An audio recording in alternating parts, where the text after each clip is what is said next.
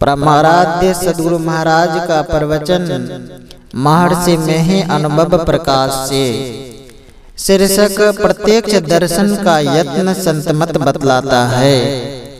बंदों गुरुपद कंज कृपा सिंधु नर रूप हरि महामोह तम पुंज जासु वचन रविकर निकर। प्यारे लोगों, आप लोग जो चाहते हैं वही लाभ सत्संग से प्राप्त होता है। आप लोग कहेंगे चाहना की तो हद ही नहीं है। हाँ, चाहना का अंत है। चाहना की हद वहाँ है जहाँ शांति का निवास है। वहीं शांति स्वरूप परमात्मा का निवास है। आपकी चाहना में खूब विचार कर देखिए, शांति ही एक वस्तु है। कितना भी धन हो, कितनी भी विद्या हो, शांति नहीं तो सुख नहीं। शांति प्राप्त करने के लिए शांति स्वरूप परमात्मा का भजन कर उनके चरणों में पहुंचना चाहिए।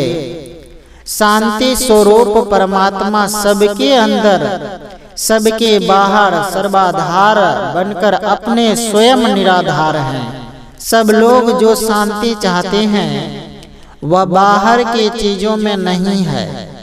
मन संतुष्ट हो जाए, बुद्धि तर्क वितर्क छोड़ बैठे और सब जो मन की दशा होती है उसी दशा में शांति है।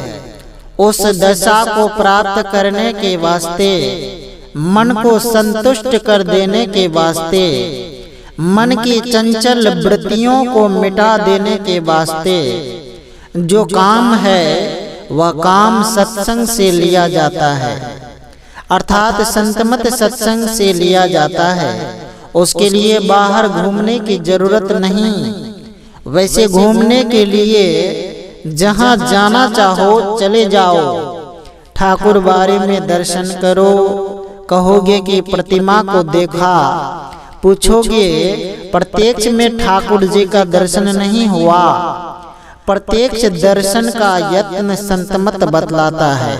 संतमत बतलाता है प्रत्यक्ष दर्शन होगा, बाहर में नहीं, अपने अंदर। बाहर में प्रत्यक्ष दर्शन का काम करते रहो, लेकिन वह दर्शन नहीं होगा। इसलिए बाहर का काम करना छोड़ दो।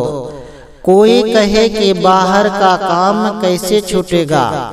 मैं कहता हूँ, जागृत से स्वप्न में जाते हो तो क्या काम करते हो। गहरी नींद थोड़ी देर के लिए होती है, उसमें काम छूट जाता है। इससे आगे की भी व्यवस्था है, जिसको तुरीय चौथी अवस्था कहते हैं, उसमें जाओ। यह जाना अपने को जो चेतन अवस्था में ले जाता है उसी के लिए संभव है, क्योंकि अवस्था है इसलिए ध्यान योग है। इसमें इतना हठ अवश्य है कि मन भागे तो बारंबार लगाना, मन से मन को बटोरना होता है। उसमें शरीर को कोई कष्ट नहीं। जिसका मन निषिद्ध कर्म करने को नहीं छोड़ता है उससे यह काम नहीं होगा। दिन रात में जितने समय जगते हो उतने समय मन को नहीं छोड़ते हो, अर्थात मन के ही साथ रहते हो। गोस्वामी तुलसीदास जी ने विनय पत्रिका में लिखा है, तीन अवस्था तजहूं भजहूं भगवंत। तीन अवस्था से परे जाओ। जैसे जैसे आगे बढ़ोगे धीरे धीरे मन छूटता जाएगा। तब समझ में आवेगा कि वहाँ का विचित्र संसार है। जब तक वह अवस्था ठहरेगी तब तक वैसा ही मालूम होता रहेगा। संत लोग इसका यत्न बतला गए हैं। वे कह गए हैं, जप करो और ध्यान करो, मोटा जप करो और मोटा ध्यान करो, फिर बारीक ध्यान करो। सबसे जो बारीक होता है उसको दृष्टि से पकड़ने की कोशिश करो। दृष्टि कहते हैं देखने की शक्ति को। उसको लगाने के लिए सीखो। कोई भी विद्या सीखनी पड़ती है, उसको गुरु से सीखो। वह पवित्र रास्ता है, पवित्र अवस्था है। जहाँ वासना का लय होता है, मन का लय हो जाता है, उससे भी आगे की अवस्था है जिसमें चेतन ही रहता है। यह चेतन वही चीज है जो ईश्वर अंश जीव अविनाशी चेतन अमल सहज सुख राशि कहलाता है। वह चेतन अमल है, ईश्वर का अंश है। ध्यान में ज्ञान होता है, उस ज्ञान में चेतन की ध्वनि होती है।